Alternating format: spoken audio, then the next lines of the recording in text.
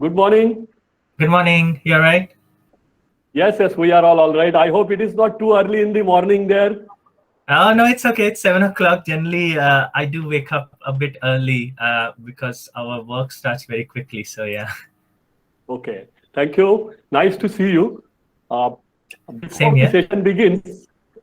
Before the session begins, I would like to introduce you to the participants. So just give me a couple of minutes. Good morning, dear participants. I welcome you to this very distinct and interesting session, which is being given by Dr. Raman from a place not less than United Kingdom. Please welcome today's guest, Dr. Raman Maiti. He is going to talk to us on the topic failure in orthopedic implants. Before he begins the session, I would like to give his brief introduction to you.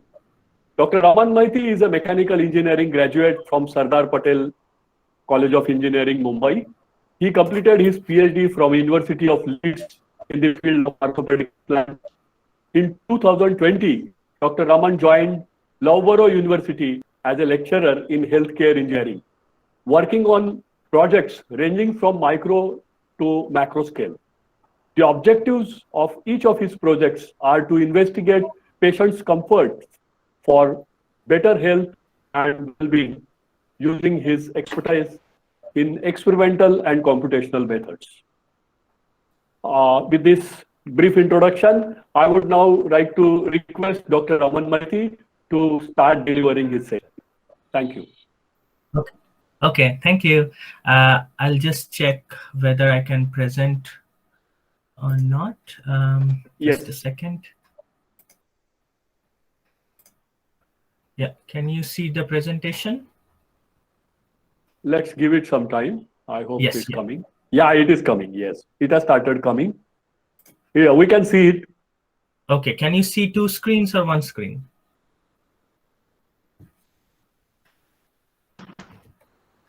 We can see only one screen. Okay, perfect. That sounds good. Yeah, thank you. Thank you for that. Yeah. All right. So first of all, thanks for the intro, Dr. Naik. It gives me great pleasure to present my research here in AICTE ATAL Faculty Development Program. As Dr. Naik said, I'm based in Loughborough University. I'm a lecturer of healthcare engineering. And does anyone know where Loughborough is? Of course, it is in the United Kingdom, but does anyone know where the actual location is?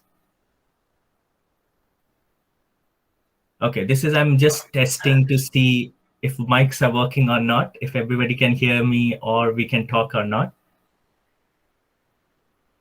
Okay, I'm assuming that not many people know where Loughborough is. So it's basically a very small town in United Kingdom with around 68,000 people, which is basically only half the population of Gantok or Sikkim in Sikkim or Amravati in Maharashtra. So it's a very small town, and Wolfson School of Mechanical Engineering, the school where I'm based in Loughborough Engineering, it's basically quite good ranking in UK, around 4 to 11, depending on which branch we're studying. And it's ranked around less than 100 in all over the world. And basically it can be reached via London and Manchester. Most of you people might know London. It's the capital of England, so it can be reached there. I'm just checking. I'm getting some messages. Okay. Dr. Raman, these are the messages when I know people are joining, you will see something popping up. Don't worry. Okay, got it. Okay, fine. Sachin, would you be okay if there are any questions or any problems? If it can be, you can raise them. You can unmute your mic. Oh, sure. Towards the end of the session, generally they write questions if they have in the chat box. I would be happy to read these questions for you. Okay. Okay, and one more thing is, if there is any problem with the mic or the camera, please do let me know, because I don't want to keep on presenting and people are having problem not understanding what I'm saying. No problem. You just keep checking your messages in case there is a message from me. That's all. Yes, will do. Okay, perfect. Thank you. Okay, so as I said, Loughborough can be reached from London using train or car by driving 2 hours or using the train, and it's around 2.5 hours from Manchester. Now that's where my department is in Loughborough. My area of expertise is mostly biotribology. It's a study of friction, lubrication, and wear in human bodies, and application is ranging here. Can everyone see my pointer? I hope so. Yes, we can. Okay, great. Thank you, Sachin. The application ranges from a lot of places like cardiology to ophthalmology, dermatology, and also in orthopedics.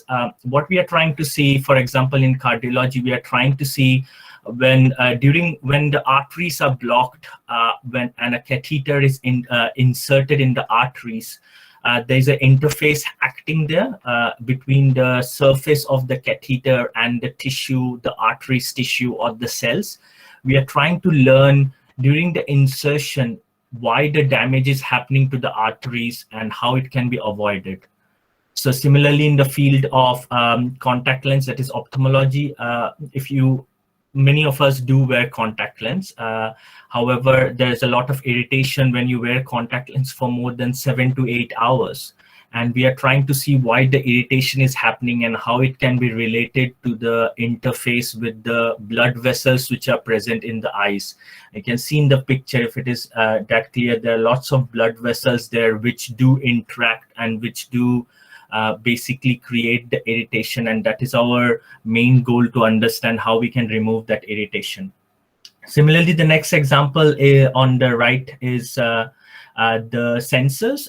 We are using sensors a lot these days for measuring our body temperature, measuring our glucose level, measuring our breathing rate. These sensors also create some problems with the skin.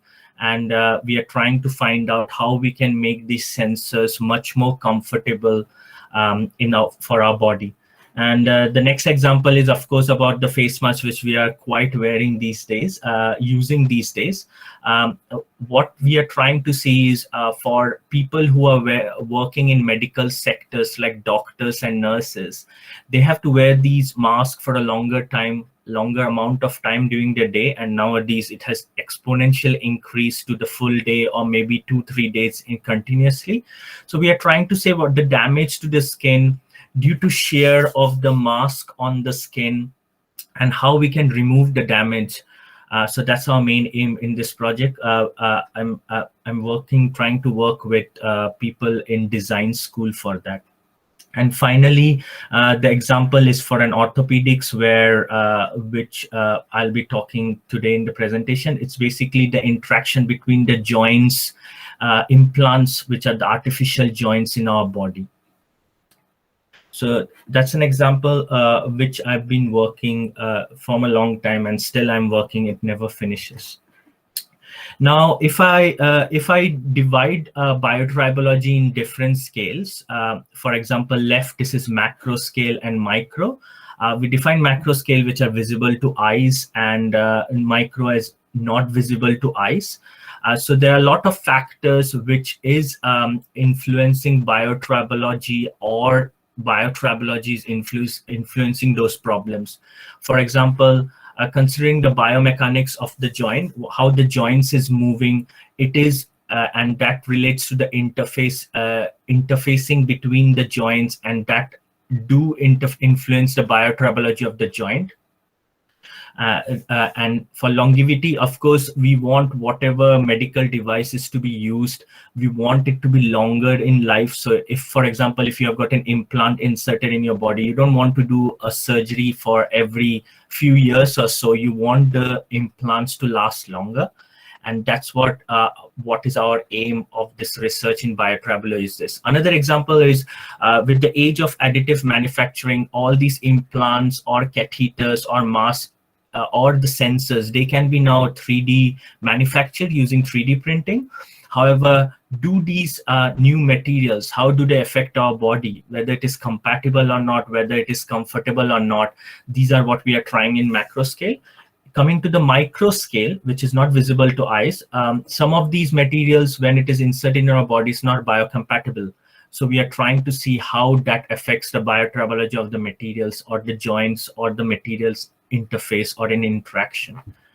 So I gave already an example of catheter insertion and how the tissue interact with them, how the cell behaves when the catheter is interacting, whether they die or whether they are alive. I'm working on this project with University of Sheffield. Then I already give an example of skin irritation, how the skin behaves when you're wearing a mask or when you're wearing a prosthetic limbs. What is the skin behavior, how it gets damaged, how the moisture is influencing the damage. All these behavior we are trying to learn there.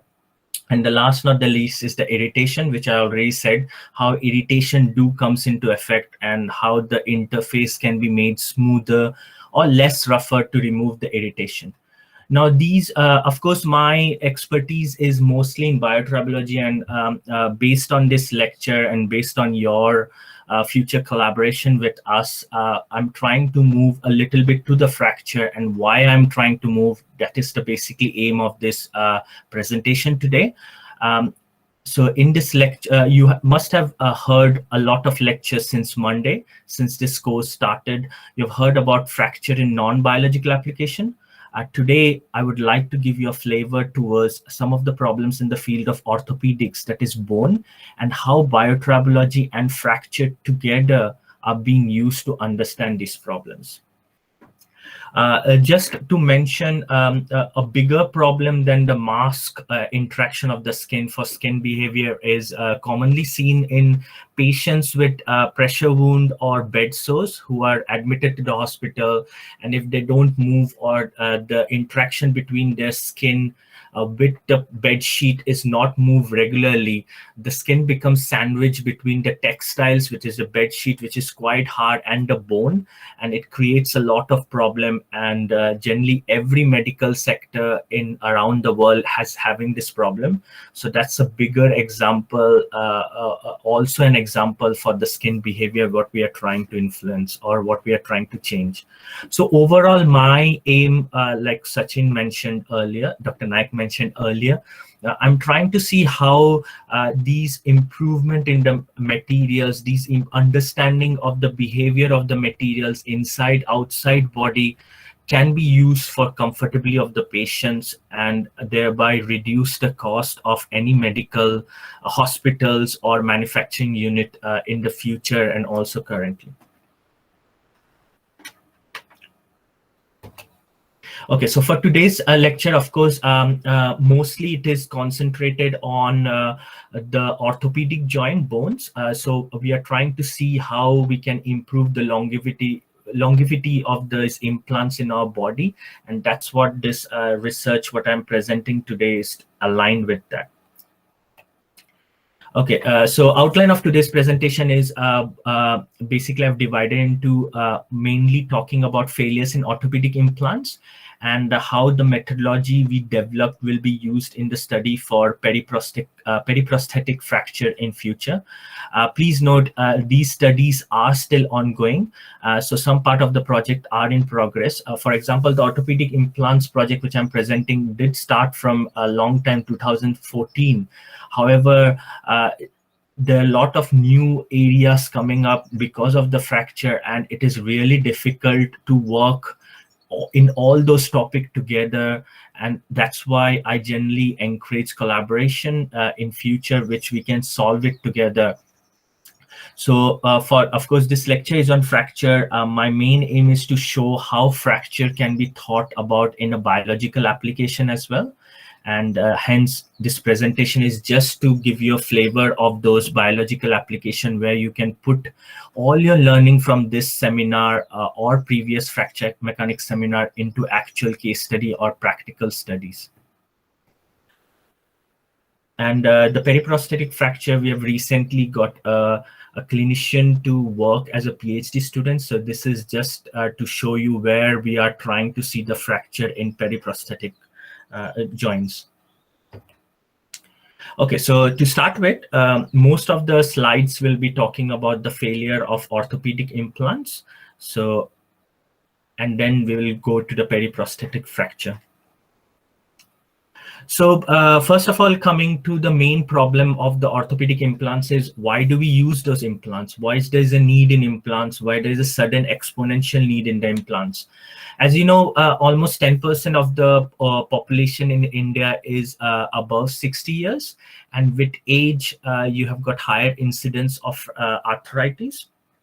As you see in the picture on the right, you can see this is on the right knee or the knee on the left. If you see the image here, is basically a non-arthritic knee, whereas the right knee is quite swollen upon and it's an arthritic knee. So a lot of problems related to pain happens. The movements of the knee are restricted, and the only option is to do a surgery.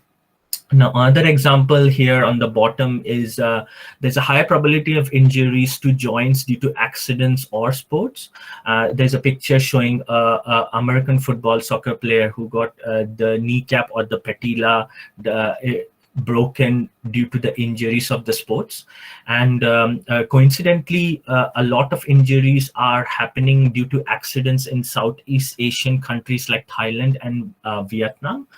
Most of these bike accidents, which is used by majority of the population in Southeast Asian countries, lead to a lot of injuries to joints. And then of course, on top of that, if there are tumor presence in the joints, shown in this X-ray picture of left knee, there are small tumors present that can also lead to problems where the patients or the person cannot walk properly. And solution to all these problems is the total knee replacement, which is quite used frequently here. And here shown is the picture about patella kneecap and the femoral part and the tibia part. For today's lecture, rather than concentrating on the total knee replacement, I'll be concentrating only on the interaction between patella and the femoral component. Of course, I'm saying the solution of all the problems are total knee replacement. However, there are a lot of studies going on where, for example, if you've got a tumor in your knee, they will just remove the tumor and put a small plug instead of the tumor, and still your knee behaves like an original joint. However, because of the time and because of my expertise is mostly towards total knee replacement, I will put my presentation only focus on total knee replacements or implants, orthopedic implants. So now, of course, we have put the knee implants in our body. However, what about the life of implants? What are the problems there? The success rate of total knee replacement is around 90% for 15 years. So any replacement which has been, or implants which has been inserted into your knees, will only work for 15 years. After that, they are bound to fail and they should be replaced. So another revision surgery of total knee replace needs to be done. And most of this failure, this 10%, is generally influenced by patella, which is the kneecap present in it, because it acts as a hinge. So it has a lot of stress in it. And that's the reason the success rate of total knee replacement is not gone to 100% years for 15 years. So since it is only limited to 15 years, that means any active patients who are like a runner, marathon runner, who is less than 60 years, where the activity is quite high, we cannot replace their knee. So we have to look for different ways of treating their knee problems. So total knee replacement is only suggested to patients who are less active, for patients who are above 60 years. Obviously, because other methods are not that influence, or not that hasn't got that much priority yet. So total knee replacement are given to people who needs it at the most, but it is generally preferred to people or patients who are above 60 years. And if after 60 years, at the age of 75, then you can have another knee replacement. But because of the activity level, the success rate is, or the knee replacement do last in their body for a longer time. Now, major reasons of these failures of the implants in the body are due to wear. because of the interface between the two, rubbing between the two joints, some particles are created. Rubbing of the joints, there is a wear happening, and that's why my field comes into picture. However, you need to work in a future, you need to work in multidisciplinary topics where you can consider topics related to infection, because these particles may infect and that can lead to fracture. I'll talk about this in a fracture mechanics study, which we are currently doing later on, and explain a bit further about it. And the influencing factors which are influencing the failure reasons are few are listed here. One is the activity. As I said, knee replacement cannot be used for very active patient like a marathon runner, because if they are running a lot, there'll be a lot of friction wear happening between the joints, and that might lead to failure. So activity is one point. Body weight is another point. If you're overweight, these implants are generally designed for normal or above normal average body weight. However, if you are quite overweight, it can be detrimental for the fail or detrimental to the success rate of the total knee replacement, and of course it will influence the failure. And also the another point which I would like to see is malalignment. So please let me know if basically you can't see my drawings. Malalignment is a very simple concept. Generally, if your femoral and, for example, tibia are properly aligned, it can last for 15 years or so. However, if it's a very novice clinician or a surgeon who has just started surgery, there are mistakes bound to happen. Of course, we are human at the end. And if the tibia, if the femur and tibia are aligned in a malaligned, that will create some higher stress in this factor, in this part, and that will lead to failures very quickly. So basically, these are the common and very, of course, there are much more influencing factor, but we are talking about these factors only, which will be very useful for, very useful in our study. So that comes to the overall aim of our project. What in this project, of course, I've been working in this for almost 6 to 7 years, and every time I look into it, another topic comes into picture. So it's going on and going on, and of course, with collaboration, we can collaborate and solve this problem quicker. So the overall aim of the project is to create a methodology to understand the problems of wear and fracture in implants. And also, finally, we want to design a tool for that can be used by clinicians or surgeon to choose the best implant for the right patient and avoid surgical error like malalignment or understanding of body weight or understanding of activity or how active that patient is. So we want to avoid the surgical error, and this tool can be made by all of us, which can be used as a tool all over the world for proper replacement surgery. Okay, now we are engineers. We solve problems by using either experimental or computational methods. So I can suggest two methods. Of course, there are a lot of methods, but from my experience, I can suggest two methods, which is computational modeling and experimental studies, which can be used to solve the problem. Now, just unmute your mic and just shout out, what do you think which is the best method to achieve our game? Achieve our aim. So I'm just focusing on the displaying the aims again for you to just read through it and tell me which method is best suited for our project. Is it modeling or is it experimental analysis? I'll give you a few seconds to think about, and please feel free to unmute your mic and tell me the answer.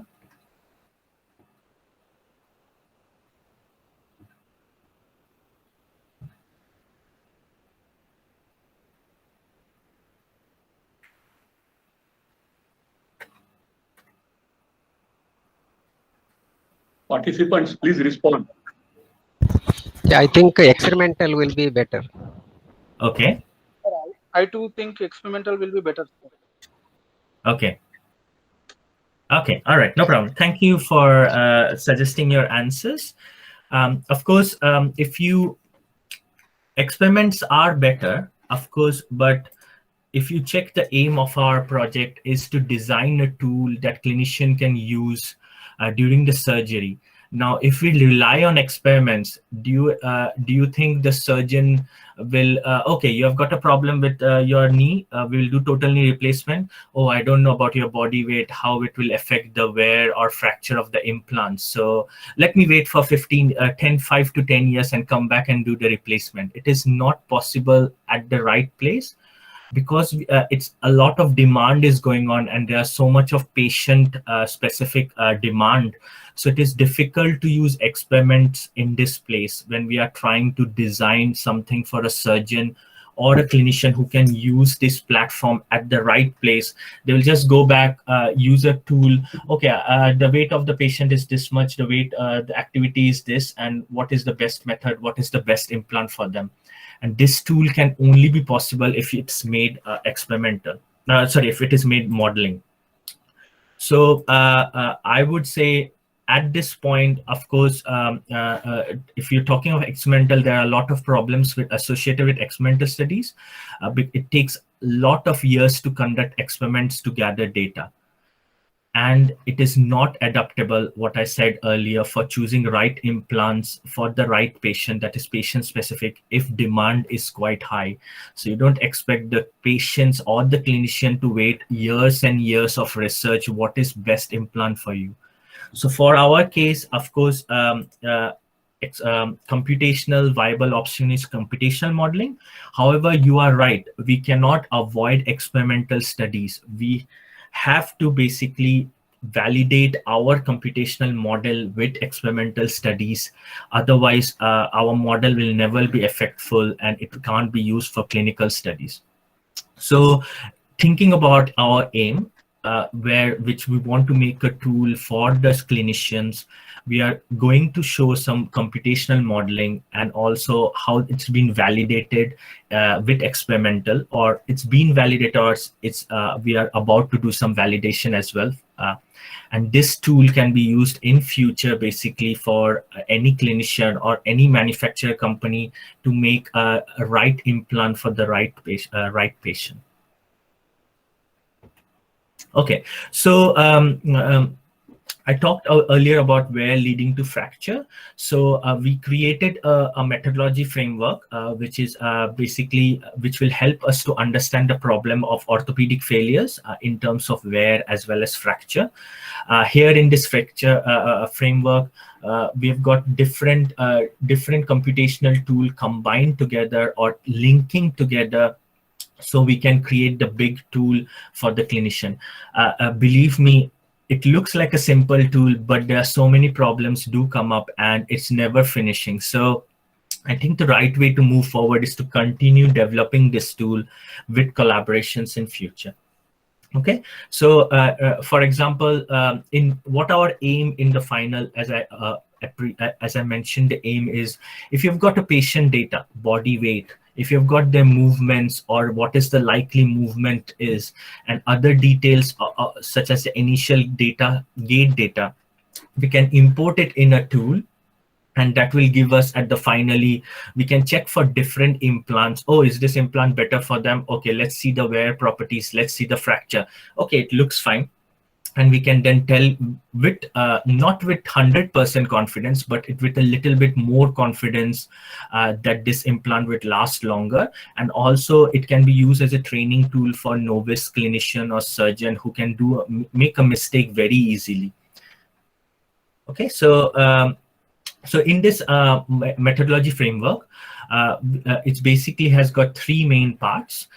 So next few slides will be talking on how individual modeling studies link and help us in understanding wear and fracture, and how each of these tools, such as MSc Adams, which is for multi-body dynamics, then Matlab and MSc Adams for wear scar morphology, as well as the finite element analysis and the fracture mechanics platform, has been, will be, or has been validated and can be used in future.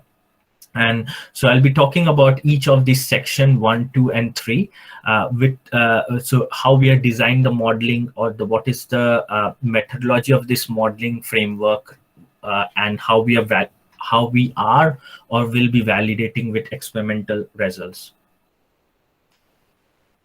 So coming to the first part, of course, once any clinician or any data from patients do come in, we have to find out what is actually happening in the joints. When the joints are interacting, what are the forces, what are the torque or whatever angles or rotation are happening, because that will be used as a boundary conditions for the future finite element or fracture mechanics model. So the first part of our methodological framework is the MSc Adam multi-body dynamics model, where we are trying to find the forces or the torque, what is acting in between the joints. So of course the experiments is carried in a knee simulator, in a station in knee simulator. This is a picture of a knee simulator. Generally, knee simulator are the machines where implants are tested for robustness before any clinical trial, because we cannot test any knees on a mice or a mouse or a rabbit, which has got similar profile or similar structure to human body, because it's difficult to make those to very accuracy in a small scale. So we have got this knee simulator. Of course, this project was done in Loughborough University. So we have got this knee, in Leeds University, during my PhD, and we got this knee simulator with each of these stations. There are 6 stations, 3 on the front and 3 on the back, and each of these stations replicate the actual motion cycles of human body. So this is the computer platform where we can input some kinematics or data or input some inputs, and then we get some outputs from here. Now, if you see each of these, one of the station is displayed here on the right. There are a lot of different degrees of freedom acting in here. There are 6 degrees of freedom. However, so for example, if I'll change it to a marker. Oh, sorry, pen. So if this is our femur and this is our patella. This is our femur and this is a patella. We have rotated this interaction by 90 degrees. So making the patella like that and the femur like that. This is just because the gravity then will help us to use for this experiment. So the only change is whatever motion was top bottom is now front and back. That's the only change. The motions have been interchanged between the natural knee. This is the natural knee and this is our experimental condition. So the only 2 motions which are important here are the internal external rotation, which is the patella movement perpendicular or along the superior inferior displacement, and up and down, which is the front and back or in the natural knee front and back movement of the patella. I'll talk to you about this later on as well, so don't need to concentrate here much. So as I said, we have got 6 degrees of freedom. So for initial contact or to see how the knee simulator work, we only control the 4 degrees of freedom and 2 are monitored or recorded. If we the reason for this is if we monitor or control the 6 degrees of freedom, then it will over constrain the model and it will create some more additional forces which we don't require, and we want to replicate the human being knee here in our experiments. So we only control 4 degrees of freedom. These are flexion extension, that is rotation of femur. Then the force which is acting on the femur, through the patella, it goes maximum around 1200 newtons. Sorry, I forgot to mention flexion extension, which is shown in dotted line. Rotation and displacement is shown in y-axis. In the second y-axis, we are shown the force, which is in Newton. And so flexion extension goes from 0 to 22 degrees. That's the maximum flexion happening in a patella knee interface. And then there are other motions such as the front and back motion in a natural knee, which is here defined as superior inferior displacement, which is going around 15 millimeters maximum. Now, these data have been accumulated from past literature, from biomechanics study, which has been done in US and in different universities. So we have combined those data, and now, of course, currently a standard has been made based on these data, which are used all over the world for testing the implants.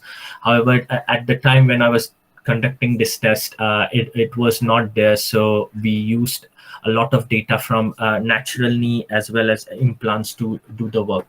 And when we put these data in here, we measured the outputs using transducers and sensors. Now, for the simulation model, we have used the MSc Adams, which creates the multi-body dynamic simulation. And when we input, we replicate this whole station into an MSc Adams, and that leads to the whatever we were monitoring in the experiments, we can monitor it here. So when we input this 4 degrees of freedom into this MBDS model, with some contact parameters between those joints, such as friction, stiffness of the material, which we also got from a different experiment. And after we have made this model similar to what is happening in the experiments, then we try to compare the anterior posterior movements, which is the front and back movement in a natural knee, or here in our experiments, it's the top and bottom movement. And if we plot the displacement, which is anterior posterior displacement with time of the gait, before 0.6% of the gait is the stance, and after it is swing phase. And if we compare the experimental results, which is in bold line and dotted line shows computational data, we found there's a quite good agreement between the data. And we have compared statistical analysis as well, called concordance correlation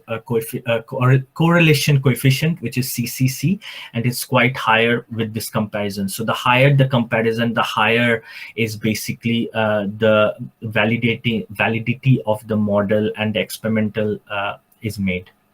So this is one of the monitored displacement, and another rotation shown in here is rotation plotted again time percentages gait. And this is of course for 2 different types of patella. We have monitored the patella tilt, and we see that there's also quite good, of course the trend is made, but there is some coefficient CCC coefficient was higher, but it was not closer to 1.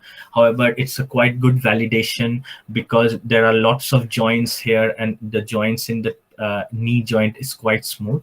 So compared to our results, we have got a good validation results. So once this MSc model has been validated, we move to the second part of the model, which is the contact map, which is the wear scar. And for this, we take the inputs from MSc Adam and use Matlab and also some programming in MSc Adam to create the wear scar. Wear scar is what happens to the surface of the patella, which is the weaker part, what happens to the surface when we run the experiment. So for this, similarly, we have those 4 input points or 4 input directions in the model, or in the experimental knee simulator. And additionally, we run these experiments for around 5 to 8 years. Now, each year of running the experiment is equivalent to 1 year of life of those implants in the body. And of course, in our body, there are lots of proteins which do help in lubrication, which smooths the body. And we use in our experiment something, a mixture of sodium azide and calf serum to replicate the protein concentration in a body. So we run it for a few million cycles in the presence of calf serum as a lubricant. And of course, we get wear scar. These are the wear scar which are generated when the femur is interacting with patella. Of course, these wear scar are generated in the patella because it's the softer part between the two of the material. So patella is, sorry, I forgot to mention, patella is made of polyethylene, which is a plastic, and femur is made of an alloy of steel.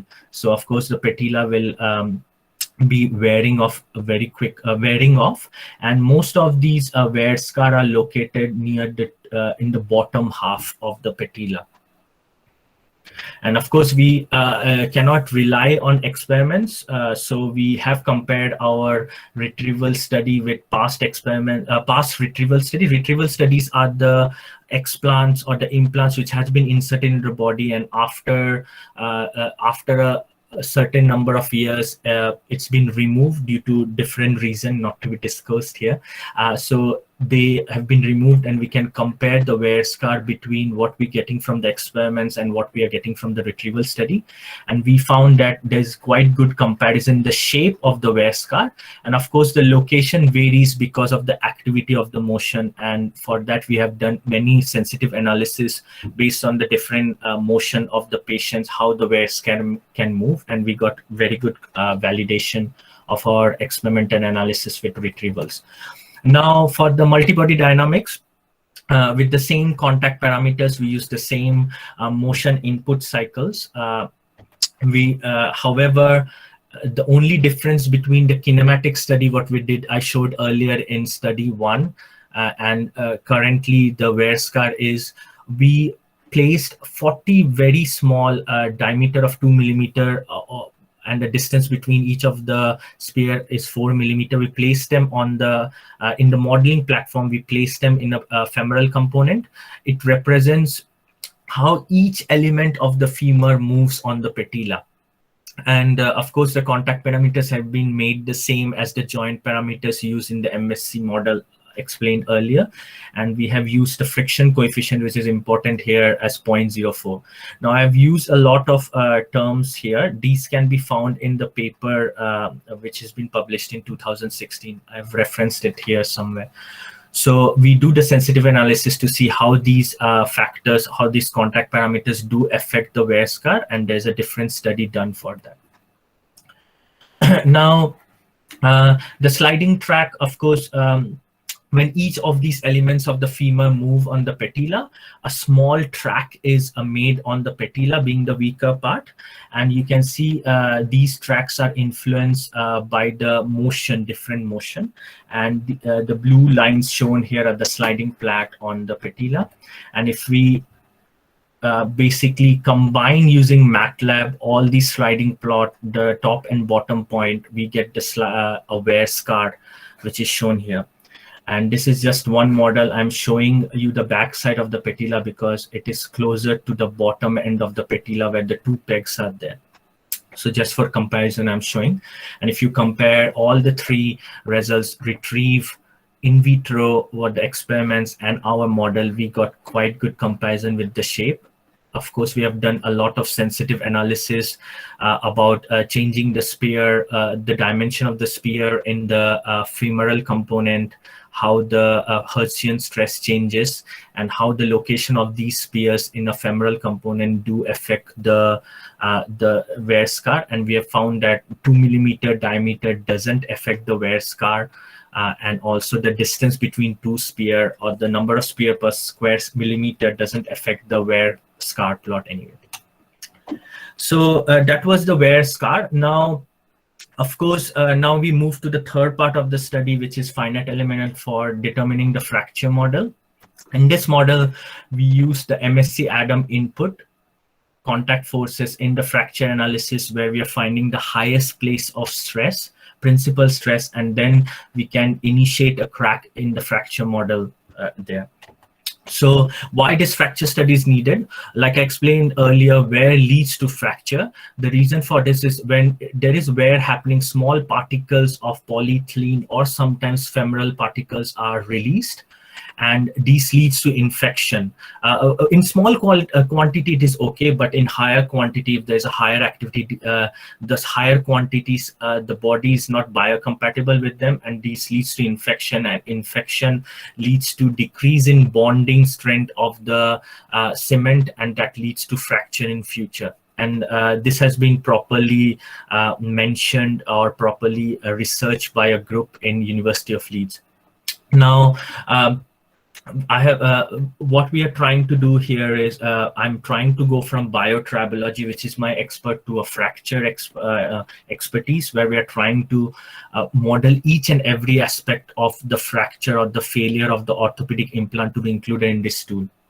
And just to note that, of course, if you put a cement, when we are placing these implants on a body, we put some cement on the implants and then attach it to the body. And here in our study, we are only talking of the interaction or the fracture of the implant and the bone. So we are only talking of this interaction only, the implant and the bone for our fracture model. So of course, experimental, we have used universal test in strong machine, capability of the 50 Newton. And here is just a show of the patella component, which we are trying to model, where the plastic component is on the outside, and then there is a cement which has been inserted with a metallic component there, and we use it to do mode 2 failure, which is the shearing mode in this case. And we found out that roughness of these surfaces, or the surfaces which is attached to, and also the curing time of this cement does affect the shear properties of the interface. And both these properties depend on surgeon, how good they are in making the surface flat before attachment, or curing it properly so that none of the bubbles are there, which can lead to initiation of crack as well in this model. So we found this using our experiments. Of course, for computational modeling, use the same input criteria in the model with the same contact parameters, which earlier explained. And we got the forces and the torque from the joints. So there are two joints acting, which is the femoral and the patella, and we got the forces and the torque acting there, which will be used as a boundary conditions for our FEA model. So you can see the contact moment with respect to the gauge cycle on the left for X, Y, and Z component, and the contact forces for X, Y, and Z component along the gauge cycle. And these forces are used as boundary conditions in ANSYS. The figure shown here, how we have fixed the back end of the patella and the cement, and we are putting all the forces on the patella on the top, and here on the bottom shows the femoral.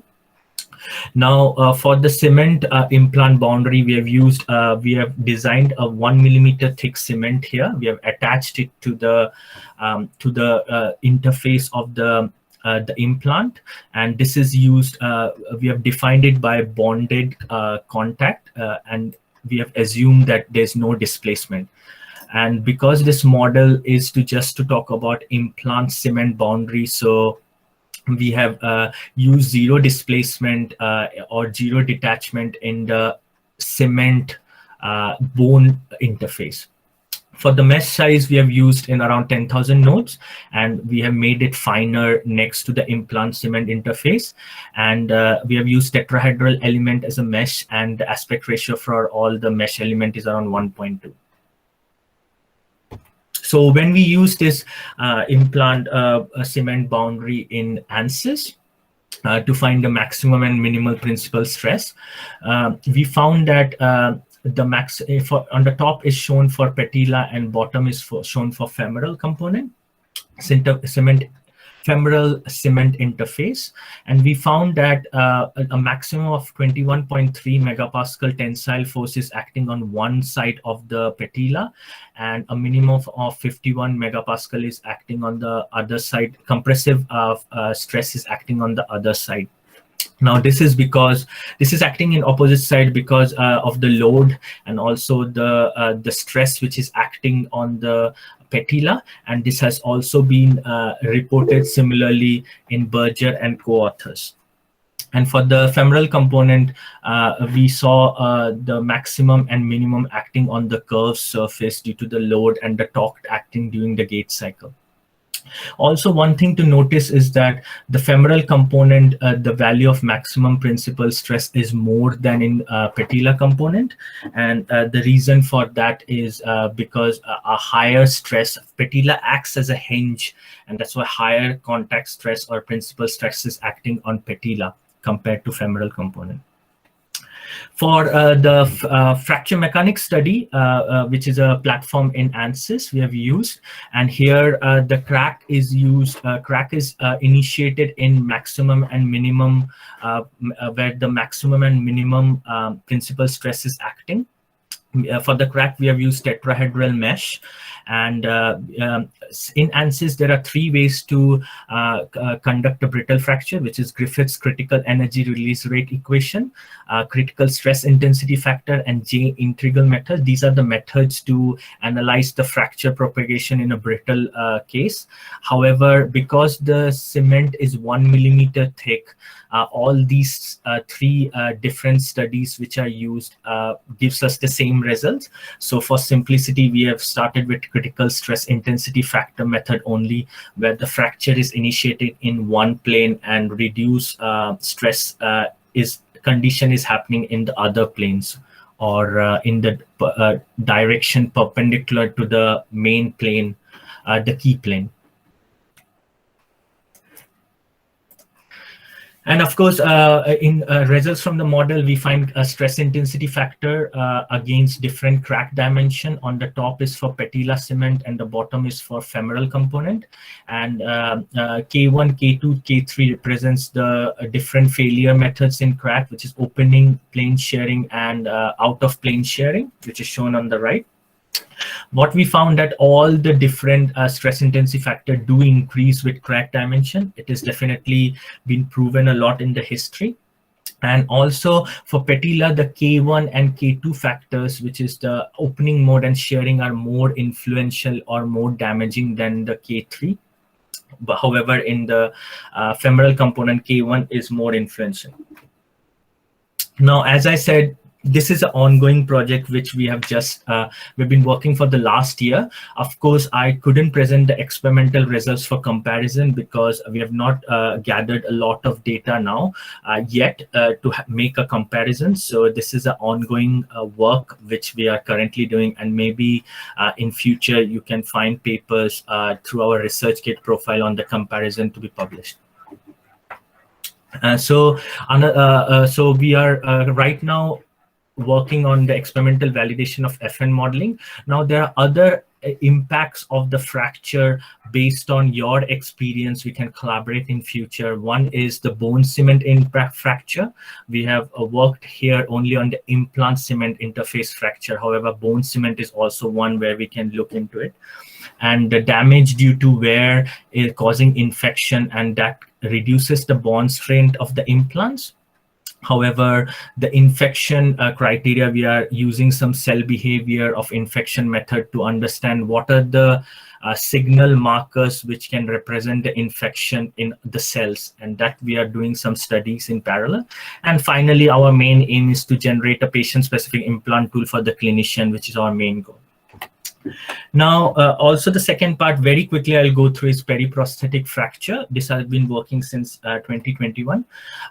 So this figure shows on the left shows a fracture which is caused due to bike injuries in Thailand most commonly. And this is an X-ray picture. The most probably way of rectifying is putting an implant, and implant with a long stem. However, because the implant is inside, we need to put some plates on the side, either single plate or dual plate on the sides, and it needs a lot of screws to be attached. And this picture shows a PS, posterior stabilized knee component, and this is a cruciate retaining knee component. And we see that there are lots of fractures, lots of nails which are used in these bones, which can basically result in fracture in the future.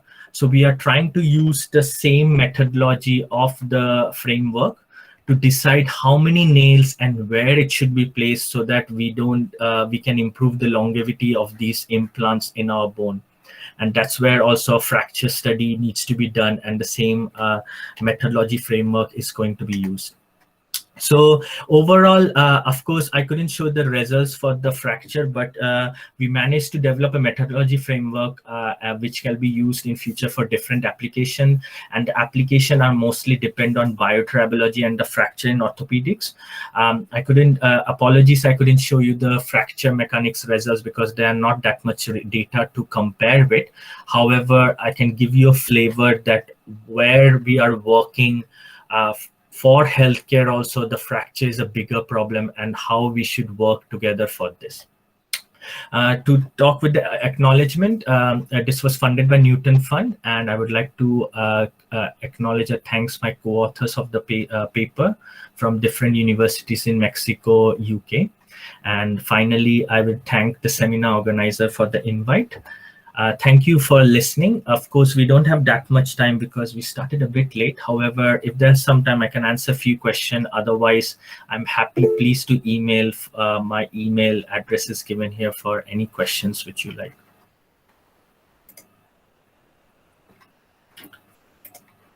Great. So, Sachin, it's back to you.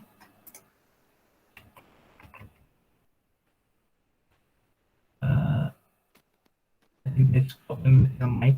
Maybe I'll. Is there any questions which I can ask? Yes. Participants, if you are having any questions, you can ask. Yes. Is there any burning questions, or if not now, please feel free to ask later on through email as well. Yes, Raman sir. Actually, yeah, this topic, yeah, very good topic actually, and really means we would look forward. If any queries, questions, definitely we will contact you, sir. Thank you very much, sir. Okay, thank you. Hello, Dr. Raman. Yes, hi. Yes, I can hear you now. Yeah, I had to get connected to the meeting through some other phone. I lost the, the audio somehow. I don't know why. Although the video is working. Okay. So thank you very much for this interesting talk. Although you started slightly late, you could manage to finish just in time. And, it was really nice listening to you. Participants, we are seeing that, nothing can be studied in seclusion. We have started studying the ideas of fracture mechanics from Professor Maiti, which appeared quite, secluded and mathematical and distinct from all of us, away from the problems that are faced in human body. Nevertheless, I feel that this interaction with Dr. Raman Maiti has brought us closer to understanding that nothing can be kept in seclusion, and at a particular level, you find that everything will merge into each other. We saw that how fracture mechanics study can enter into simulations related to molecular dynamics and crystal plasticity also through one of the sessions yesterday. Dr. Raman, it was very interesting session. I am sure, participants would have some questions in future also. Thank you for sharing your email ID. I'm sure if they require, they will interact with you. And you have definitely said about the future interaction. I look forward to it, and I'll see whether, there can be a collaboration of some kind between, you and India, if the situation permits. Okay? Yes, definitely. Yeah. Yes. Yeah, apologies. We didn't have time for the questions, but we started late. Yeah, so I'm happy to answer them via email. Thank you, Sachin. Yeah, okay. Okay, thank you very much. On behalf of AICTE, on behalf of my institute, VJTI, and on our own behalf as coordinators, I thank you, Dr. Raman Maiti, for sparing your valuable time and, delivering this session. Thank you very much. Thank you so much. Have a great day. You too. Take care. Enjoy the session. Bye-bye. Thank you. Take care too.